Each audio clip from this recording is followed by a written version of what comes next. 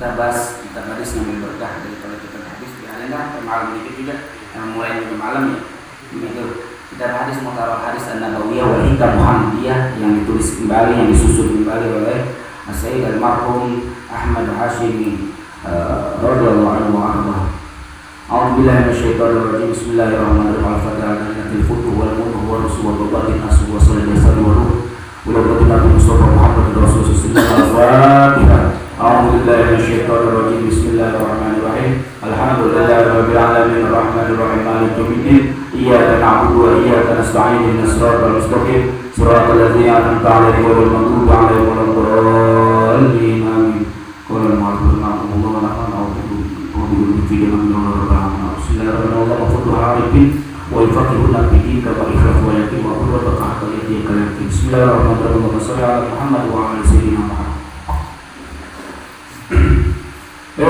kita cobain kampung kita dengan salawat ya, dengan zikir-zikir kepada Allah Subhanahu wa taala. Terus kita hadirkan sifat kita yang betul-betul diajarkan oleh Rasulullah SAW.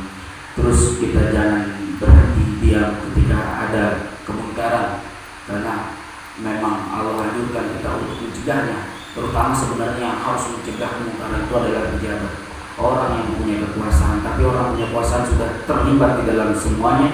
Bahkan ulama-ulama kita juga sudah banyak yang makan uang haram. Alhamdulillah walhamdulillah. Saya ngomong ini bukan karena belum dapat jatah. Mudah-mudahan ketika saya dapat jatah, Allah melindungi saya untuk bisa bertahan dari seperti itu semua sampai mati seperti itu. Karena belum diuji sampai seperti Habib Rizik, udah triliunan sampai ancaman. Kita belum, kita ditawar 100 juta kira-kira bagaimana gitu ya. Mudah-mudahan kita bisa gitu ya, mudah-mudahan kita bisa. Tahu gitu. Inilah dunia gitu. Kalau nurutin kesel yang kemarin gitu ya, sesepuh yang gitu nggak ngomelin terus semua api ya, api terusnya dia ngomelin ya. Nah api lalu nyamuk aja udah nempel, nggak berani tuh lalu udah nempel gitu ya. Allah Akbar. Kita bahas hadis 1-2 hadis insyaallah singkat aja ya. Begitu Bang Ucap Saudara ya. Bismillahirrahmanirrahim. Qala Rasulullah sallallahu alaihi wasallam, telah bersabda siapa Rasulullah sallallahu alaihi wasallam. Ini hadis ketiga di kitab Muhtarah Hadis An-Nabawiyah wal Hikam Muhammadiyah. Ada 2000 hadis mutabarah di sini. 2000 hadis yang mutabarah, yang tersusun, yang sampai kepada Rasulullah SAW. Hadisnya enggak diragukan lagi begitu. Walaupun ada beberapa orang di luar Majlis Syafi'i terutama Wahabi, ada beberapa hadis sedikit sih kalau sedikit tentangnya. Tapi kalau hadis-hadis yang lain banyak tentangnya begitu. Biarin aja. Yang penting dia kagak sampai kedengaran kemari aja begitu. Ya. Kita mau udah ngapa debat lagi. Bertaruhnya udah gitu gitu. Enggak ada perempuan kita ngomongnya udah gitu ya, enggak ada kecil. Satu di depan. Afatul ilmi, rusaknya ilmu, hancurnya ilmu, binasanya ilmu. Afat itu bukan pakai tak mabuk, bukan pakai tak sih, bukan pakai apa namanya, bukan afat kesehatan afiah, bukan ya. Tapi afat tuh di sini, afatul ilmi kerusakan, afat kerusakan, bencana yang besar, rusaknya atau hancurnya daripada ilmu. Afatul ilmi, hancurnya atau rusaknya daripada ilmu, anisyan, karena lupa. Jadi kalau kita lupa ya pasti hancur lagi, blank aja. Siapa aja begitu, mau kiai, mau habaib, mau siapapun dia, ketika dia lupa, ya rusak aja. Dibicara rusak itu dalam artian rusak untuk dirinya, rusak juga untuk jamaahnya. Begitu. Kalau untuk dirinya kan jadi masalah.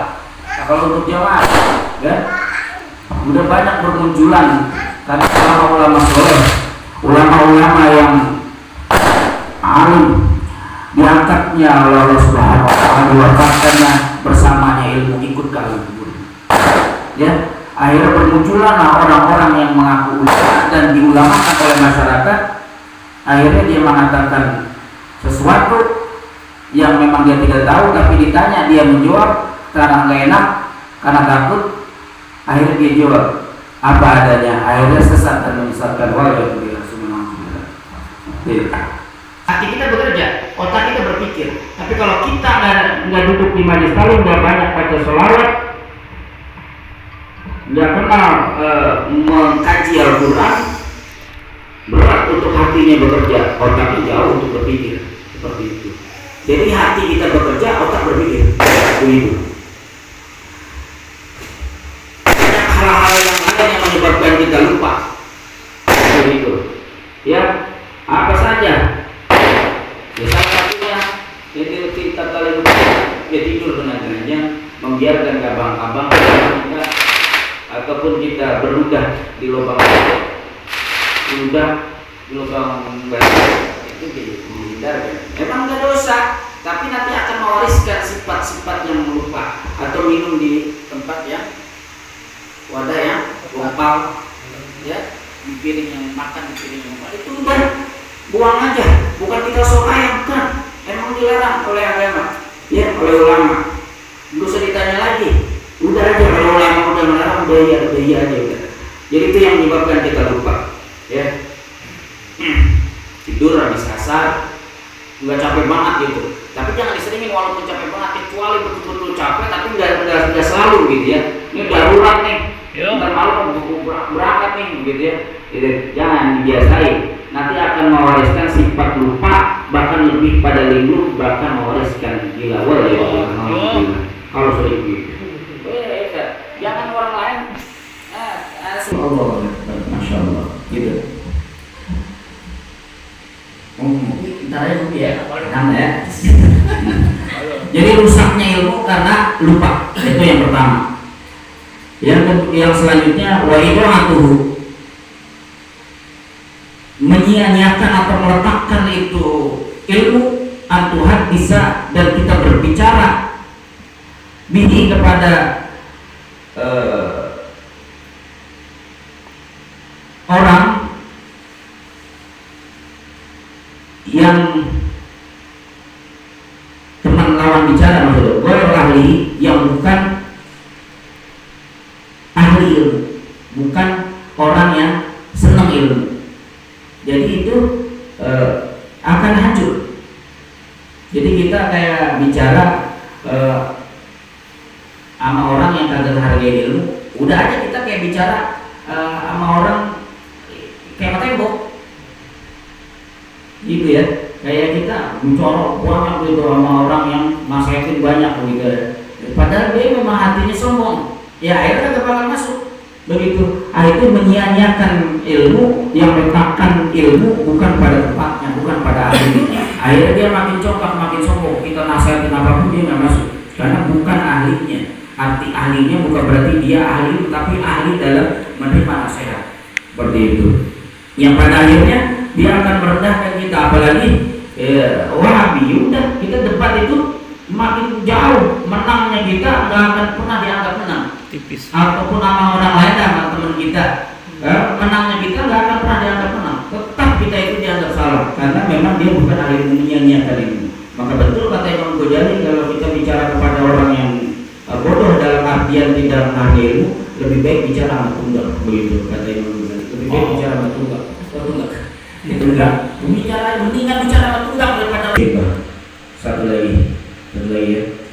Waqala aidan, dan juga bersabda siapa Rasulullah SAW, afatuddin salah satu, rusaknya ilmu, hancurnya ilmu, binasanya rusaknya agama, hancurnya agama, binasanya agama karena sebab 3 perkara. Apa yang pertama? Faqihun fajirun, orang ahli fikih tapi durhaka. Orang ahli fikih tapi durhaka. Walaikumsalam. Dia ahli ilmu, dia apa kita? Qurannya mantap, hadisnya mantap, ceramahnya bagus, kiai ada begitu. Ya, tapi dia durhaka. Durhaka dalam pengertian dia durhaka kepada Allah, walaikumsalam. Dalam artian dia lepas daripada jalan tuntunan Rasulullah SAW yang kitabnya sama, ajarannya sama, tapi masih menyembah atau memuja selain Allah Subhanahu wa taala. Dia durhaka dalam pengertian menyekutukan Allah. Yang kedua, durhaka kepada kedua orang tua.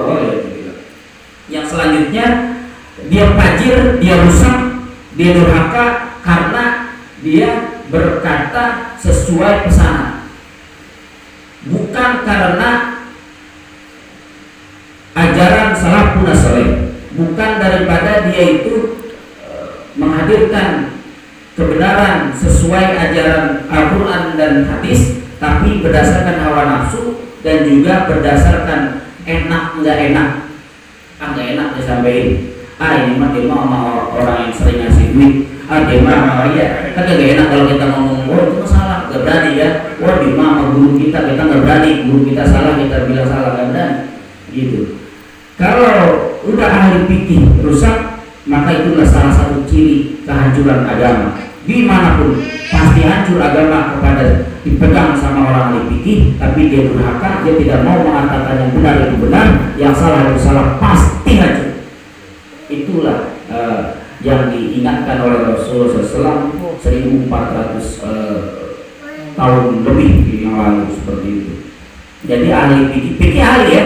Jangan kaget orang ahli fikih tapi dia nggak peduli ketika Al-Quran diinjak-injak. Jangan kaget kepada orang ahli fikih ketika dia Islam di luar negeri di mana saja dihina, dibinasakan, dia biasa aja, nggak ada panggilan jiwanya. Ya udah, nggak aneh, nggak ada kepedulian di hatinya. Yang penting gue makan, gue dapat duit, gue punya kerjaan, gue dapat jabatan, dan seterusnya. Hancur itu pasti agama, ya. Mau siapapun ya yang pegang, kalau dia sudah takluk kepada dunia, takluk kepada jabatan dan seterusnya, pasti hancur itu agama. Yang selanjutnya apa? Wa imamun jailun. Wah, ini udah nampak di Indonesia dari pusat sampai bawah, ya. Pemimpin yang jolim. Jarang kita mendapatkan pemimpin yang adil. Jangan bilang dia nggak ngerti agama. Katakanlah berada di Departemen Agama di Kementerian Republik Indonesia, di Kementerian Agama, namanya Kementerian Agama, Al-Quran dikorupsi, ya, Al-Quran dikorupsi. Jauh jauh di Kemenak depan, saingan, main jahatin sama jahatin sini, begitu. Ya pernah gitu. Sampai ada tahun gitu, seperti itulah, ya.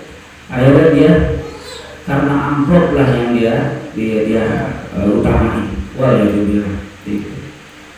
Rusak pasti. Jadi pemimpin udah jolim, ya. Udah nggak usah dibahas, pemimpin jolim udah dari atas sampai bawah udah banyak gitu ya.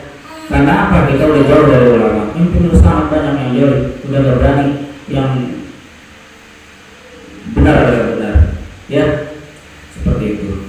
Ya, udah tidak adil lagi, ya. Yang benar di penjara, ya. Yang salah dibiarkan, udah kagak aneh, ya. Udah gak aneh. Coba dilacak itu banyak di penjara orang-orang benar. Coba banyak orang di luar korupsi itu kan ngancurin kita, ya, miliaran triliunan biasa aja, gitu ya. Itu udah biasa aja. Dia harusnya dipenggal kan gitu, ya. Tapi di Indonesia, gitu. Yang terakhir, wa mustahidun jahilun. Mustahid yang bodoh. Orang yang beristihad bodoh. Kecuali ulama. Ulama itu beristihad itu mempunyai walaupun salah itu benar. Seperti yang kemarin di yang mengatakan Natal itu, selamat Natal itu boleh. Itu bertentangan memang dengan 4 mazhab. Tapi beliau itu ahli ilmu. Beliau itu memang boleh dikatakan bermutai, walaupun beliau salah tapi beliau dapat pahala. Artinya tujuan beliau untuk Islam itu rahmatan lil alamin, itu menentukan ulama yang ada di Indonesia, yang harusnya tidak boleh beliau bawa seperti itu di Indonesia. Suasana di Indonesia beda, itu menguntungkan yang lain seperti itu, ya. Yang pada akhirnya kemarin memang sepi, ya. ya kayak jual trompet sepi, karena penjual trompet jadi pasar jaga gereja kali jangan-jangan kan gitu. Jangan-jangan seperti itu, tapi itu ya mudah-mudahan mungkin jual trompet dia insaf dia sadar dia jaga parkiran seperti itu. Jadi mustahil dia mengatakan itu haram, wah itu halal gitu. Dia bodoh karena itu pesanan, karena pesanan dicari kita, wah mana nih kira-kira begitu, ya mana kira-kira begitu. Oh pemimpin kafir boleh jadi memimpin di negeri Islam, mencari gitu, karena pesanan gitu ya, karena dibayar. Akhirnya nggak dapat jatah menteri, bingung lagi dia, ya bingung lagi dia, ya, bingung dia. Ya begitulah kalau kita takut terhadap dunia dalam artian jabatan seperti itu. Ya Allah, kita bisa menghindarkan dari hal seperti itu. Nggak gampang gitu ya. Ini mustahil jahil, pasti hancur agama. Buktinya di Indonesia bagaimana coba? Ikut yang mana nih? Coba kalau orang yang kagak punya pegangan, yang kagak duduk di majelis ilmu, ya kita nggak boleh begitu, gitu ya. Kalau mustahil jahil itu udah banyak di Indonesia, ya. Akhirnya sempat dia mengatakan itu haram, akhirnya diprotes sama pemerintah, besoknya minta maaf, akhirnya jadi halal. Seperti Mama Dede waktu itu, dia udah bagus, akhirnya kacau lagi Mama Dede, hancur lagi Mama Dede, diancam lah, diancam diboikot lah, begitu ya, ya lagi orang perempuan, orang laki aja gemeter, diancam, lagi orang perempuan, nenek lagi, asal jawab mana lagi, begitu, udah gak boleh dalil lagi, begitu, ya, ya Mama Dede, gitu, ya pada akhirnya udah disuruh minta maaf, dia minta maaf, ya, akhirnya seolah-olah Mama Dede itu salah, akhirnya yang benar itu yang salah, itu udah hancur, agama hancur karena sebab yaitu fakihul fajir, ahli fikih, ahli agama tapi durhaka, wa imamun jahil, pemimpin yang zalim, wa mustahidun jahil, orang yang bermustahid, orang yang beristihad tapi bodoh. Oh nggak boleh jihad nggak ada di Indonesia, gitu ya, jihad nggak ada di Indonesia, gitu. Padahal waktu saya sidang munakosyah, saya dijebak sama dosen rukun iman, rukun Islam di Afghanistan ada 6 dibilang, salah satunya jihad. Akhirnya lama saya debat, akhirnya kagak tetap 5, cuma MUI lah, taruhlah katakanlah fatwa daripada Afghanistan jihad itu wajib, tapi itu terlepas daripada rukun Islam yang 5. Akhirnya lolos, gitu ya, lolos. Saya dari jebakan dosen seperti itu. Yang pasti sekali lagi mudah-mudahan ya ulama-ulama kita yang menjadi panutan kita itu diberikan kekuatan iman Islam oleh Allah Subhanahu wa taala, diberikan keselamatan, kemenangan dari dunia hingga akhirat. Inilah hadis yang kedua yang diriwayatkan oleh Imam Dailami yang sanadnya dari Ibn Abbas atau Abdullah bin Abbas radhiyallahu anhu wa wallahu a'lam bishawab. Al-Fatihah.